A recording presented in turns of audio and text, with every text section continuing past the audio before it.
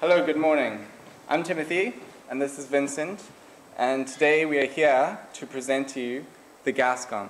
We'll be both open to answering your questions after this presentation. So our project came about when consultants from Cork University Hospital came into us in the engineering department looking for a solution to bubbles that were forming in the IV lines. An IV line is used to carry medications and fluids into patients, especially during surgical procedures. So they were finding large volumes of bubbles were forming within the lines themselves, so these are the lines that they're using to run through to patients. These bubbles were harmful. They weren't sure why they were forming, so they asked us to investigate the problem and, if we could, to come up with a solution to it. So currently they were manually removing, so monitoring the lines physically and removing bubbles as they saw them. Slightly risky, they couldn't take every bubble out. They were looking for an assistive device to help them to get to that solution. So what are medical staff currently dealing with? Well, we have some samples here for you all to see what a bubble inside of an IV line looks like. If you mind just passing those around so everyone can have a quick little look, and you'll see that there's a little gap inside of it, and that is the bubble inside of the IV line. I'll just wait till those get passed around. You can see the image above here is showing the volume of bubbles that are currently moving through the lines. That's an actual image from a surgical procedure in CUH, just in case you're wondering. So this is a real problem that is happening in the hospitals every day. So just in case, did everyone see the bubble that went through the line there? Anybody missed the video? No. No? Okay. That's the issue that the staff in the hospitals are dealing with. That's how quick a bubble moves through a line under pressure. You can see how it coalesces and gets bigger as it goes, and that is potentially going to go through to the patient without anybody interfering with it. And again, that's the volume of bubbles they're looking at. So we carried out, in our primary market research, questionnaires in Cork University hospitals to nurses, doctors, and as well consultants within Cork University Hospital. From all these people that we carried out the questionnaire with, we found that 97% of these people found that they had a fear of gas bubbles in their day-to-day work in the hospital. 89% of all of these medical staff said in the questionnaire that they would use a device if they had access to one. We even have been in constant communication with a consultant, anaesthetist, and he said that he would use our device, the gas gun, if it was in the hospitals today. So secondary market research, we looked at the problem not just in Cork hospitals, but to see where else this occurred. And we found reports from all over the world, case reports showing deaths that were occurring in China, America, UK, Singapore. Globally, this is an issue to the current day. We found that children are particularly high risk, and some of these autopsy images unfortunately show that these are the results of air embolism passing through to patients. A thing called PFO, which is otherwise known as a hole in the heart, is something we're all born with, but doctors have said that 25% of the population, that's 1 in 4, so 1 in 4 potentially people in this room, will have a hole in their heart. They've assured us that's not necessarily a problem day to day, but if you end up in a surgical procedure where an embolism goes into your body, then you're in the high risk category. So the major contributing factor, as we've tried to show you, is human error. So they really do need this assistive device. So you're probably wondering at the moment, how did we get to the solution? Well, we carried out over 100 hours of experiments within CIT. From these experiments, we were able to better design a device. And we were able to 3D print these devices to optimize the design as well. And we also researched the best type of material that would be useful to hospitals for this device, and as well manufacturing techniques for this device. So our solution is the gas gun, as I mentioned earlier. It's a device that collects and extracts gas bubbles. It's multi-orientational. Very simple and reliable to use as well.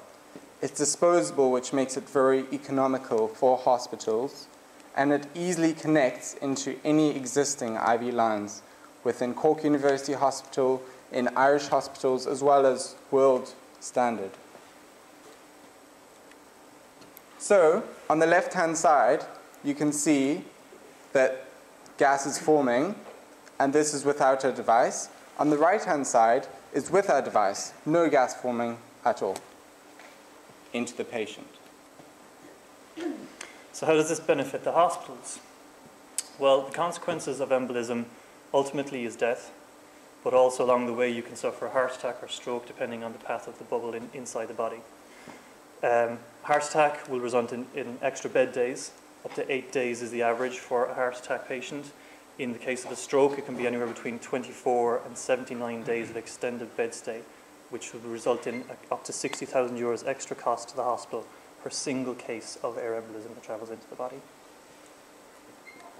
So, with our device, we're reducing the risk to the patient. We're reducing the risk to the hospital. We're also reducing the waste. So currently staff are opening the lines to flush the bubbles out. It's the only solution that they have to it. So they're wasting fluids. That includes medications and sometimes blood, which is very expensive. We're also reducing the time the staff are spending monitoring the lines and interacting with the lines. So we're saving the hospitals money. We're reducing risk. This summer, as part of our Student Link program, we've looked at the market potential for our product. We've seen that in Ireland there's up to 500,000 surgeries happening every year. Globally, there's over 200 million surgeries happening every year. So we're looking to tap into those markets. We're hoping that, even to launch with a 1% market share with the right distribution partners, we'd be looking at 2 million units. So this is a high volume sales potential for this business.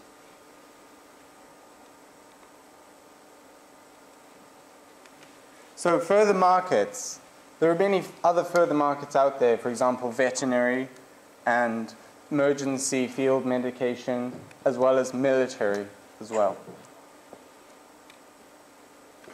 So our future goals. Within the next 12 months, we will be looking to get a patent on our unique device. We found that medical device is not a straightforward path. It's not an easy path to follow. To get an ISO 13485 standard takes, on average, roughly 4 to 5 years and a lot of funding and a lot of commitment. So we're working to find the best route forward for our unique solution, and we would hope to be able to take it out to market. That's ultimately our goal here, is to be able to take this into the surgeries. Again, that's an image from Cork University Hospital surgery. This is where our product is going to go ultimately, and it's going to make a difference. We're going to achieve this through our ambition. We're two ambitious young guys. You might not believe I'm young, but I am.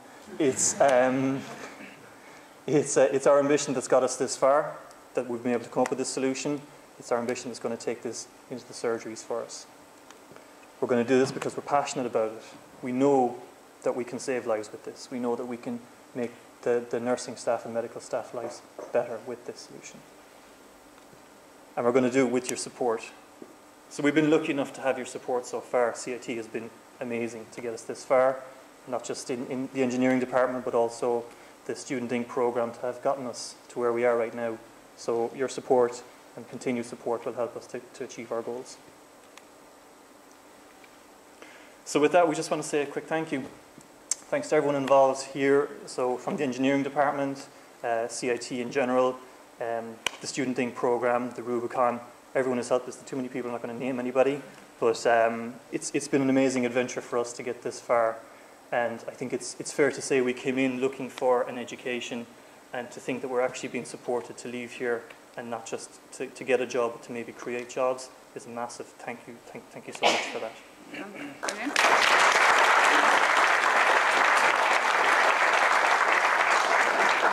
Has anyone got any questions for Vincent? Sorry, one more slide, sorry. Oh, sorry.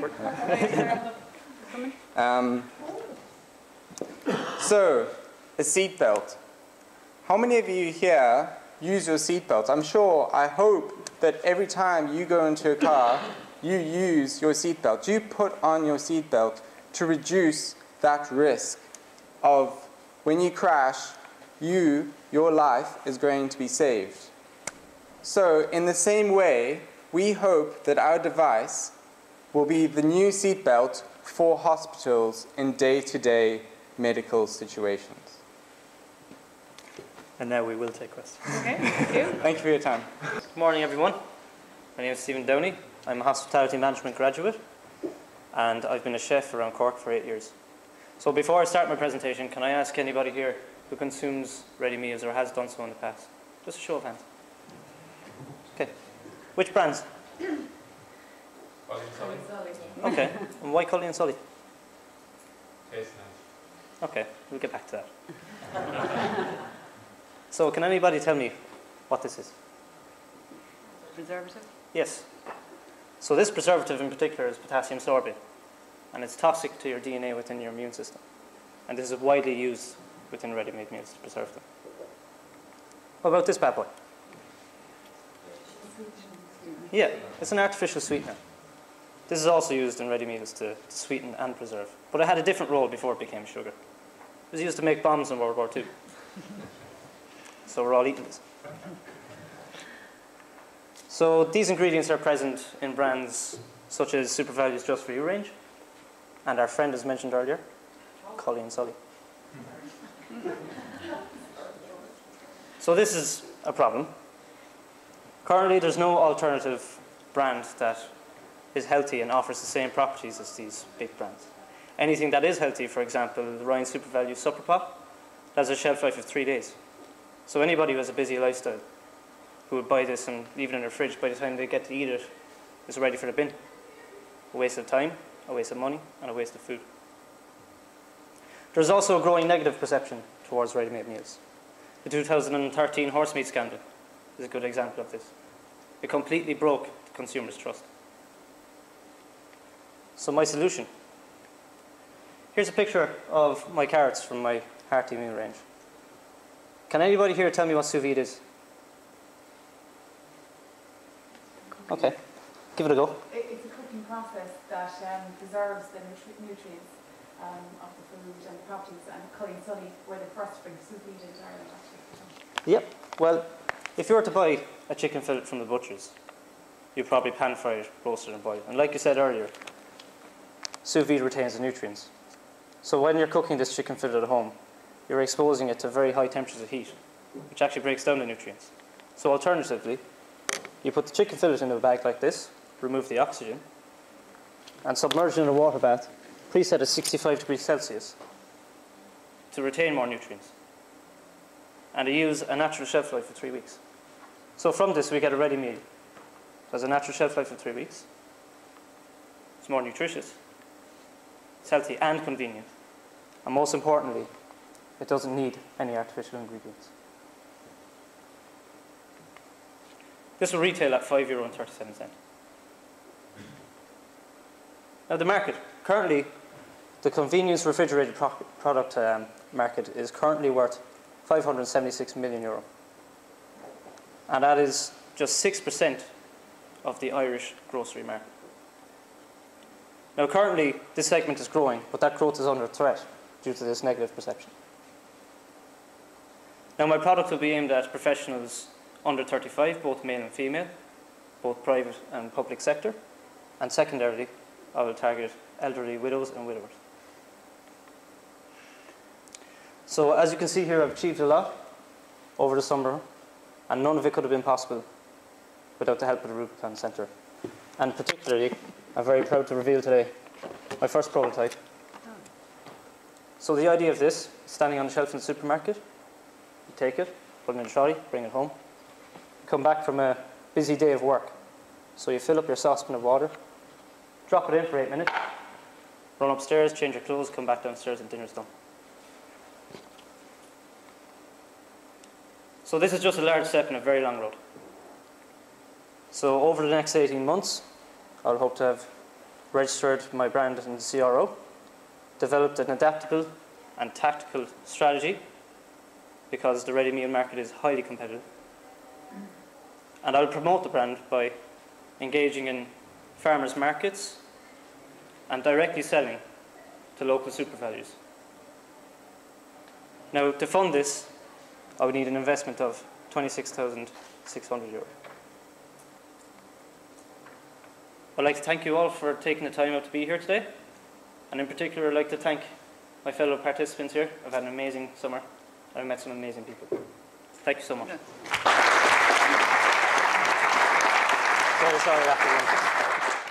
Good afternoon, everyone. I'd like to welcome you all here today. I'm here to tell you about my unique and innovative learning device that is for young horse riders and children with special needs throughout the globe. But first, I'd like to tell you a small bit about my own background. I'm from County Tipperary and I've studied in Cork for the past 5 years.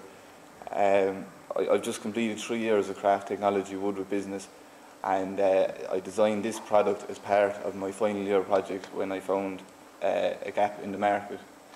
My parents have always been involved with horses. For example, my father is a lifelong experienced jockey, trainer, teacher and a former member of the Irish Defence Force Equitation School. I'd like to ask the question, has anyone here have children that they've taught to ride over the years? So obviously you know some of the problems, the stresses that are involved with teaching the child. And for everyone else who hasn't, there will be something in here for you all to take away. Potentially this could be your child in years to come. Given the right training and practice, this could potentially be your child. My device, it offers a solution to a worldwide problem. The problem consists of a number of aspects. Firstly, if your child is shy and finds it difficult to get up on an animal, there's very little you can do as an alternative. And this is the reason why a lot of parents would actually just walk away from the sport. Secondly, ponies are expensive to buy. You could spend €500 or more on an animal, but that's no guarantee that it's quiet, and it must be quiet for a child, safe for a child. They're expensive to care for. Just supposing you had land and stables, you'd be spending about €3,000 per year to care for your animal. And if someone else, if just you didn't have land and stables and you'd have to make use of an equestrian centre, then you'd be paying about €4,500 to €7,000 per year to care for your animal. Lessons are also an expense as well. There's so many over there, and they have to be of high quality. If they aren't of high quality, then your child does not know what to do when things begin to go wrong. So the question I ask is, if the professionals are taught using mechanical devices, then why shouldn't everybody else? And this brings me to my solution. It's a learning device for children to gain the confidence to learn to ride within the comfort and safety of their own home or indoors. The child can learn how to groom, plait the mane and tail, tack up, and learn the correct riding technique. They can learn the riding technique, body position, hand position, and general horse care. It would also be an ideal solution for children with special needs, as they can learn to build leg muscles, improve posture, and gain the confidence as well. Some more pictures of the prototype. The main customers I've targeted for this product will include equestrian centres, physiotherapists, special needs assistants, paediatricians, the parents of the children. For the parents now, their child will be able to benefit. They'll get more for their money if they can practice in between sessions with this model. They'll gain the confidence, and they'll mount a live animal with confidence. Other segments would include maybe schools and colleges to introduce it as an extracurricular activity that hasn't been possible in the past. County and city council playgrounds across the world, and also the gaming sector, which is the future of this product, I believe, with the newly popularising gaming technology called virtual reality, whereby the rider will see themselves in a fully interactive game, further perfecting the riding technique, and there's a fun aspect involved as well, and also a small bit of fitness. So my objectives for the coming few months include gaining funding possibly from the Ireland's Best Young Entrepreneur competition, and finding endorsement from JP McManus and a few of those characters. I want to secure manufacturer overseas for the first year before bringing production back here to Ireland for the second year, and also begin production developing the virtual reality software game. And I'd like to thank everyone that's been involved with the Student Link programme. These are the people I've spent the last couple of months with, or the last couple of weeks with, and I've had a great time, and I'd like to thank everybody else who's been involved. Orla, I just forgot your name Ronan Coleman, Martin Hannon, Lisa Murphy helped me get here, and Wesley and Michelle, absolutely brilliant, and Carol for setting the whole thing. I know I'm forgetting people. Paul is over there, and George as well. Thanks a million. It really means a lot. And finally, Craft Technology, Woodwood Business. You're the reason I'm here. You got me here. Thanks very much for everything. Great.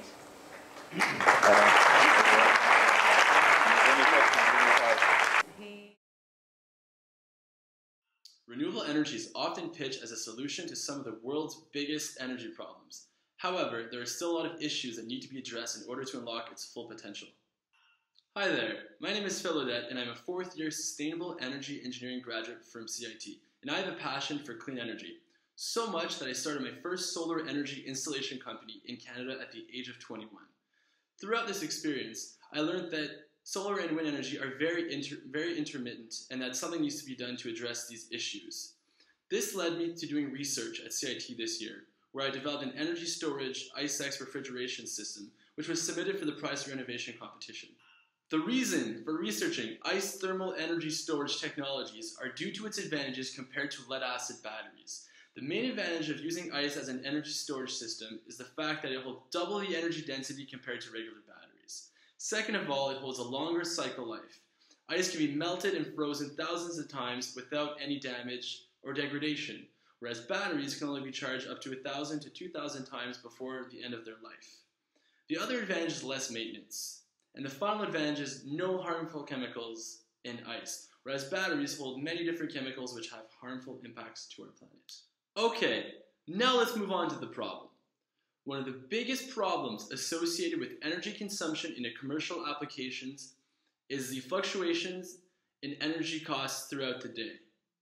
For example, as seen in my slide on the bottom left corner, during the night, labeled in green, the price of electricity is extremely inexpensive. And then during the day, labeled in red, is the price of electricity during the day, which is up to 4 times more expensive.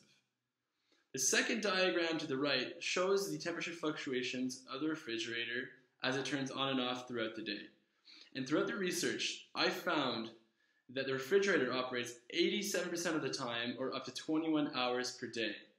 For this reason, it is strictly important to optimize the runtime of the refrigerators to optimize the cost savings. The other problem that I would like to discuss is the amount of wind energy wasted from wind farms in Ireland. As you can see in my slide on the left image, in the black square, it shows the amount of wind energy capacity available. And then in the right image, it shows that there's simply no demand for the energy produced at night. So what happens with these wind farms is that grid operators are forced to turn down their output when they could be producing full power. For example, in Ireland in 2013, the country wasted enough energy from wind to supply 32,400 homes. This problem is only set to get worse as wind capacity is expected to triple by 2020. This is why energy storage is critical for maximizing clean energy and generation. The solution to these problems is using an ICE battery to store cooling energy at nighttime for operating commercial refrigerators. The concept is simple. The ICEX refrigerator consumes low-cost electricity at night when it is abundantly available and freezes ice to store cooling energy. During the day, when electricity is expensive, the refrigerator melts frozen ice it created the night before to provide the cooling needs required of the refrigerator. This technology avoids the need to purchase daytime expensive electricity, lowering operating costs of refrigerators in a commercial space. The way the ICEX commercial refrigerator operates is a chiller cools down a coolant fluid below zero and circulates it through copper coils immersed in a liquid solution. over the course of the night, the ice accumulates on the coil, creating a block of ice. The refrigerator, in order to extract cooling energy, recirculates this coolant through the block of ice created, causing it to melt, extracting its energy, and moving it to a heat exchanger. A fan then circulates the cool air around the refrigerator, keeping it at a desired temperature throughout the day. By adding the ICEX cold thermal energy storage technology to commercial refrigerators, many benefits can be realized. The main benefit of using this technology are cost savings of up to 60.9% on operating costs. The second benefit is a cleaner grid. A cleaner grid can be achieved by storing energy from wind farms at night instead of wasting the energy and not using it at all. The other thing is greater energy independence for Ireland, who is already 85% dependent on imported fossil fuels. And finally, another advantage is the resistance to power outages by being able to store energy in the block of ice at night. Some of the objectives which were achieved during the Summer Student Inc. program are as follows. Gathering refrigeration data for local supermarkets to better understand energy consumption in a commercial application, completing a secondary and primary market research and a SWOT analysis, writing an initial version of a business plan, including a business model canvas, and lastly, improving my communication skills and bettering my personal development.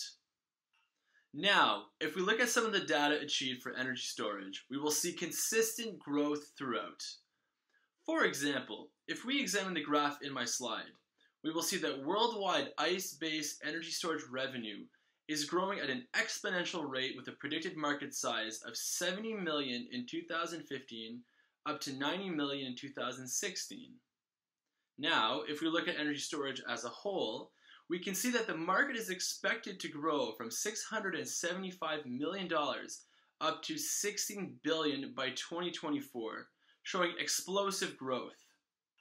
As seen in the left part of my slide, the table shows that out of all the energy storage technologies installed in the US, ice-based cold thermal storage was the second most installed technology. In the picture to the right, this research shows that over the next 5 years, 50% of technologies installed will be thermal storage. Also, growth is predicted to triple for thermal energy storage technologies by 2020, showing a strong future for ice energy storage technologies.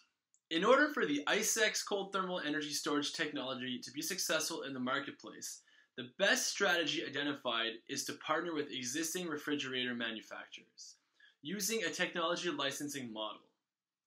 The segments that will then be targeted by the manufacturers are as follows: restaurants, pubs and off licenses, supermarkets, and even potentially third world communities that experience frequent power outages. There is a lot of work required to bring my product to market, and although I have recently taken a job in Canada, I still want to work on this project on the side. Some of my future work is as follows. I'd like to finalize the version 1 of the prototype, perform testing and collect data to improve the efficiency of the version 1 prototype, and then I'd like to launch a Kickstarter campaign to raise money for a new and improved prototype, and then go from there and see what happens.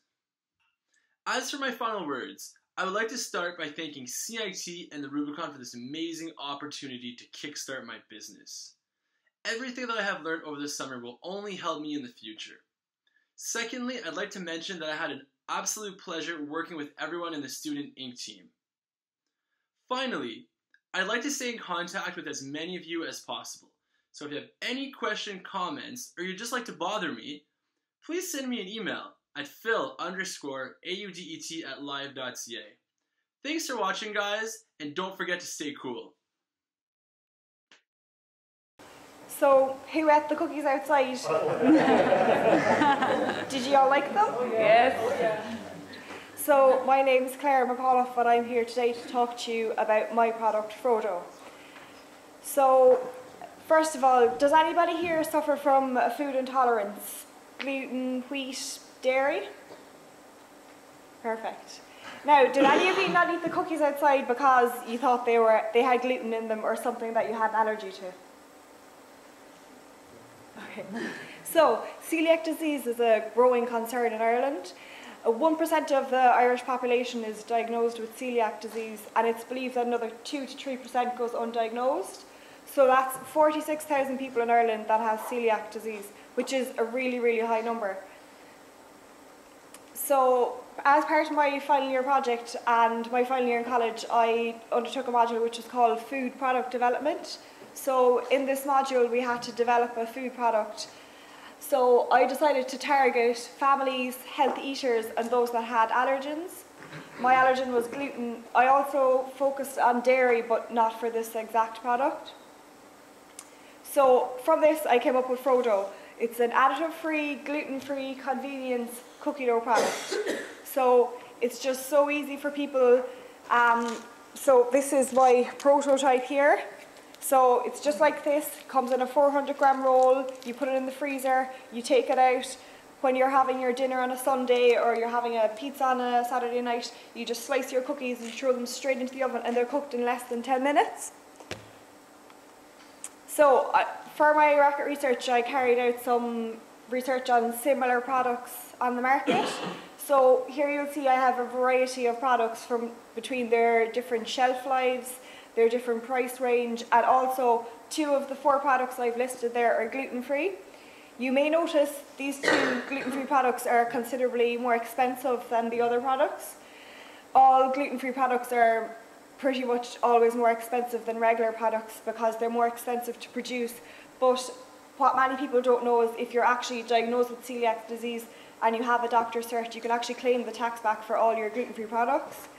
So therefore, a lot of people that don't have the disease are not aware of that, so they just consider them to be really expensive.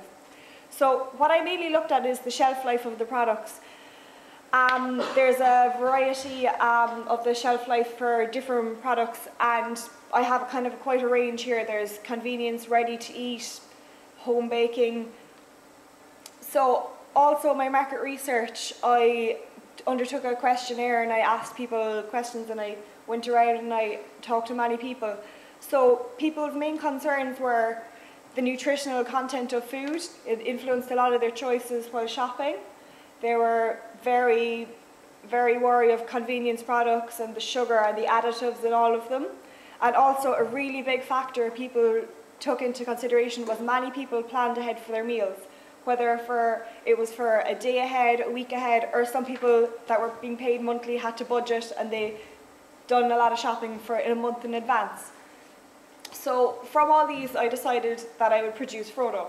So I established the cost of the product would be just over €2 to produce per unit, and the recommended retail price I would put on it for the moment is €6 per 400-gram roll. So from this roll, you get 15 to 20 cookies. So at 15 cookies, it's 40 cents a cookie, which works out cheaper than those cookies that you buy in Dunn's or Tesco, the large cookies that are freshly baked. So from this program, the help I've got, I wouldn't have been able to do without this. I undertook shelf life. I got a company to do the shelf life testing and the nutritional analysis of my product. I also got a certificate of the allergen-free, so it's gluten-free.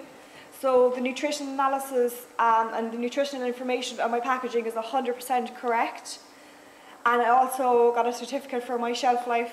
So the chilled shelf life of my product is 10 days and the frozen shelf life is 3 months. So I have also established a place for production for my product. I've been in contact with people in the Cork County Council for the kitchens that there's new kitchens out in Carrigaline. These kitchens are for people like myself, new businesses, small businesses willing to set up and they want to try out their product.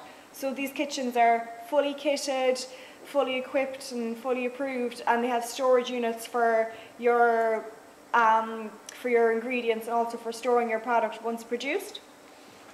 So to date, I have, in this program, I've established my recommended retail price.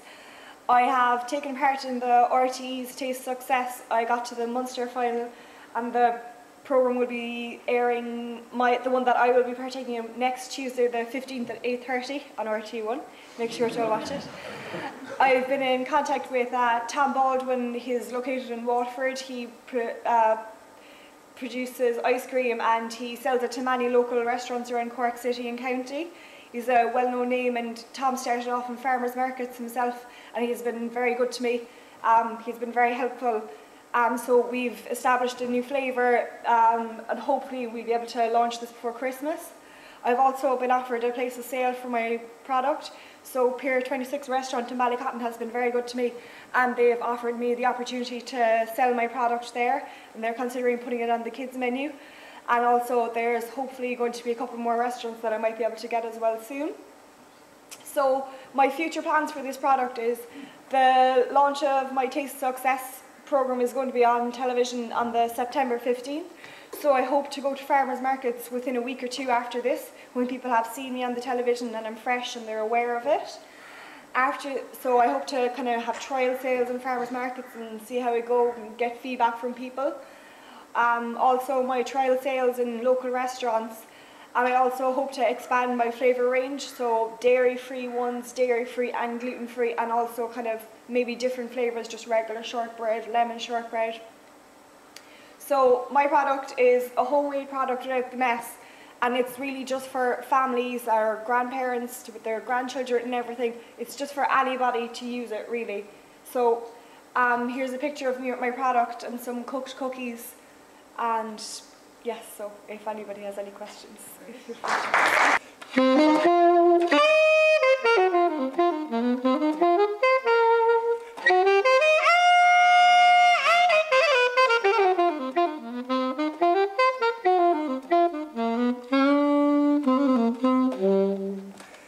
Right, just as a little bit of taste of what I want to show you next. Let me introduce Spotlight Events. First of all, I want to ask who's married here? Right. And who's happily married? Oops, okay, right, next thing.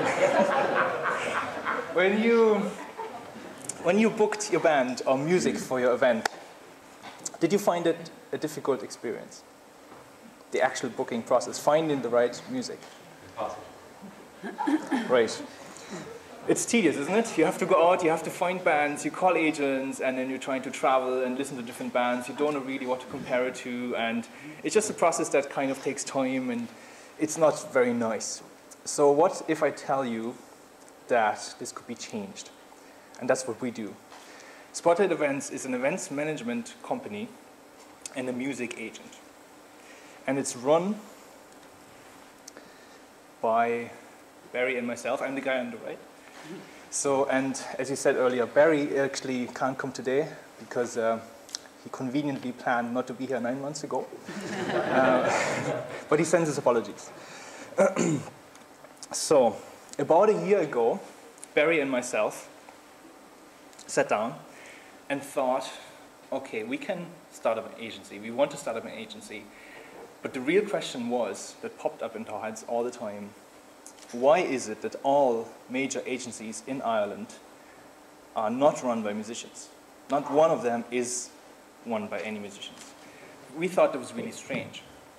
And we, from our own experience, felt that there were trust issues in the past with agencies, between the musicians and the agencies. And we kind of wanted to change this. So we thought, how do we do that? The first and foremost idea was that we had to regain that trust between the agencies and the musicians. We wanted to build an agency that is a circle of trust and quality, and then slowly to bring in the customers with that. So we decided that we want to be more than just an agency. We want to build a network of trust, a network of musicians that work together, and that everyone who's part of that can benefit from that. So the idea was, how can we get to that stage? It wasn't really rocket science to know if you want a happy customer, you need to have a happy band. And by the way, that's Barry there on the left-hand side. So that's what you need. And to get a happy band, you need a really good band, right? And then basically it goes from there. So we thought, okay, how can we achieve this? What can we provide? What can we do differently that traditional agents have never done yet? First, we were lucky because we were very well connected and we were both musicians. So we knew, first of all, what we want to do, where we want to get to, and what we're talking about. We approached musicians that are very good in what they do, we approached bands that are very good because we knew how to judge them, therefore. We told them, look, we produce you, we record you, we do your mix and mastering, we do your design, we do all your web work, we do all your photography and video work for you at absolutely no cost for the band, completely for free. That hasn't been there before. Usually agents would have never done such a thing. And that way we can decide what quality we want and what we want to take on board, what quality of musicians we want to have to be with us. And therefore, that's our strongest selling point for the customer. Our quality is always at its peak. It always will be, it always is. So, what I want to show you is an example, I don't know it's going to play, of some of the recordings, of a little compilation of what we have achieved over the last few months, and also some of the photos of our various bands over the last few months. Sorry, get for a Ferrari. That don't mean I can get you there. Guess he's an Xbox, not more Atari. Begging, begging you, put your loving hands out, baby. Begging, begging you, put your loving hands out, darling. I can't tell just what you want. You don't want to be alone. You don't want to be alone. What's that man? Tunes in his hand. Got no joy. He's a big bad boy. He's gonna freak you out. You're gonna shriek out loud. He's got you in his hands. He's gonna make you wanna. Johnny got a boom boom. Johnny got a bam. He got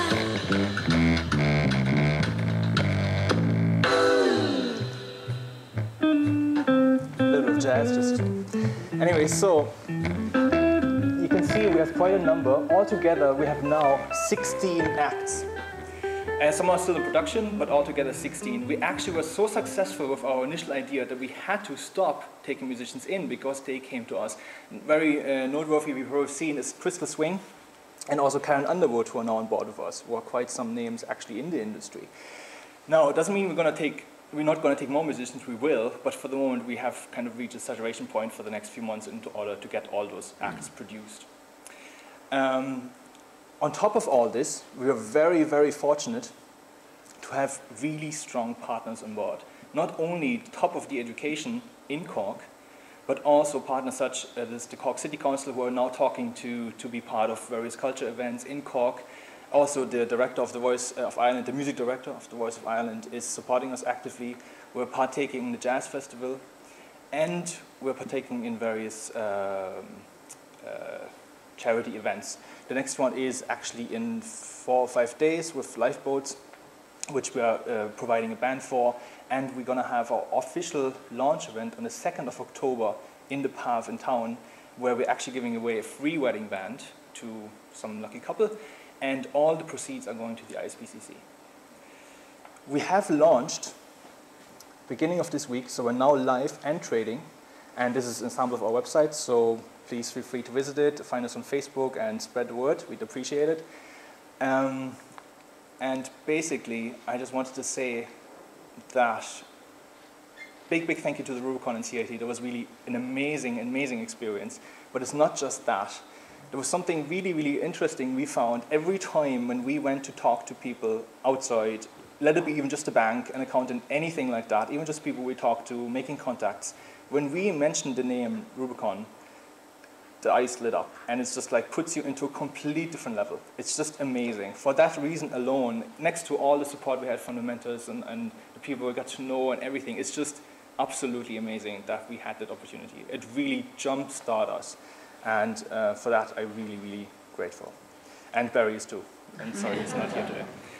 Hi, so my name's Kelly Lane. I'm just finished my final year in my bachelor's degree of biomedical engineering, and as part of my third year project, this is what inspired me to go on and build my business, which is called Save Plus Solutions.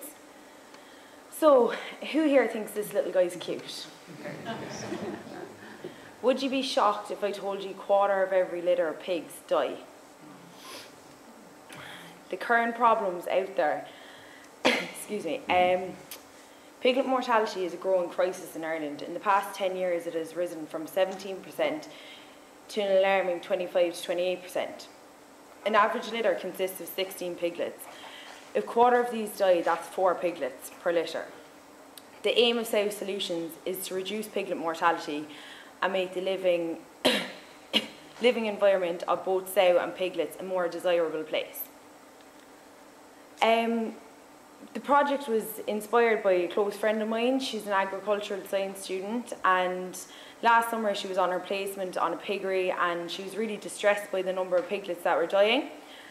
And I kind of sat there and I was thinking, and I kind of thought, well, if these are the factors, so there's crushing, which occurs when the mother pig rolls accidentally on the young and crushes them to death. Then contamination and diarrhea occur, as there is a milk replacer on the market, but due to using bottles, and especially in large-scale commercial farms, it's kind of unhygienic and contamination occurs, and then due to the piglets can't digest the milk supplement correctly, so diarrhea occurs. Starvation occurs due to the increasing number of litters. There's larger litter sizes, which there's a greater competition for the piglets to feed from the mother, which then results in starvation. And finally, savaging. This most often occurs in first-time mothers. They're called gilts, and they're really confused at the beginning when they're giving birth to the piglets, and they eat them, which results in death as well. So the current solutions on the market are farrowing crates. These are small crates where the mother pig, the sow, is confined to this area for 4 weeks until the piglets are weaned. However, this is, well, I see it as unethical for this pig to be trapped in this cage for 4 weeks. It results in lesions on her skin, which then, especially in commercial piggeries, they're not going to be fixed straight away and results in infection. Then the milk supplement, as I already discussed, results in diarrhea, dehydration and death. And finally, there's teat clipping. However, there was a legislation brought in a few years back saying that it was no longer allowed to be used, but there is loopholes around it. And this is when the piglets are born with needle-like teeth, and when they're feeding from the sow, they tend to hurt her. When they're feeding, they bite her, so they clip back their teeth, which is quite unethical and does lead to septicemia, especially when they're rushing doing like maybe 500 piglets a day. So my proposed solution was to design a unit which milks the pig, milks the sow, expresses the milk, and then the piglets are fed safely away from the mother. This eliminates the factors of crushing, savaging, starvation and contamination. This reduces piglet mortality substantially because it eliminates most of the issues which increase piglet mortality, and also, very importantly, it increases farming profits, which is especially important now due to the swine agricultural, the drop in prices of pork and whatnot. Market research was really important throughout the summer. I was talking to people in Teagasc a lot about sizing the market, and there's 800 commercial piggeries in Ireland. I sent out surveys to both commercial farms and organic farms, and they did think this idea would be really good, as all the current solutions are inadequate and unethical. This is a 3D drawing of the design. This is the prototype, and this is the assembled and commissioned prototype. As you can see, the Sow Solutions drew a lot of attention from the press, and this is good for media exposure.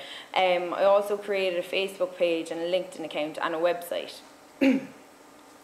My achievements and milestones so far. Thanks to Sean F, we were finalists at the Engineers Ireland National Innovation Awards 2015. Me and the other girls who were involved in the project during final year. I met the Minister for Agriculture, Food and Marine, Simon Coveney, on Tuesday, and it was Monday, the 31st. And we were discussing, I was asking him how viable he thinks the device would be on the farming market as it is, and he sees great potential in it, and he thinks it's a great idea. And if it was to be brought in, he does think there's a great possibility of a grant towards it, which is very good for farmers because they need a grant. And I'm also liaising with a PhD student from Teagasc at the moment who is also working on reducing piglet mortality. The commercial assessment, the price which I would like to sell it at is €3,000. The cost of mass manufacture is $1,500. There's a substantial profit margin. It seems like a lot of money for a farmer to pay $3,000 for this milking device, but in the long run, it can, like, the average loss per pig per year is €240. In a commercial piggery, this is $240,000 per year a farmer is losing due to these factors. It will make a great difference on financial and also ethical issues on pig farming, and the payback time is very short. My future improvements is I want to improve the design optimization. Also, when I met with Simon Coveney the other day, we discussed the robotic milking sensors. So, as it would be really labour intensive as it stands for like farmers to come and milk the sow. So it would be this sensor that would come down automatically, and the pigs would almost milk themselves. So I'm getting in touch with Dairy Master at the moment about that, and I hope to progress with that through the following year. I'd like to do a bit more on IP protection and commercial advancement as well. Thanks very much for listening. Well done.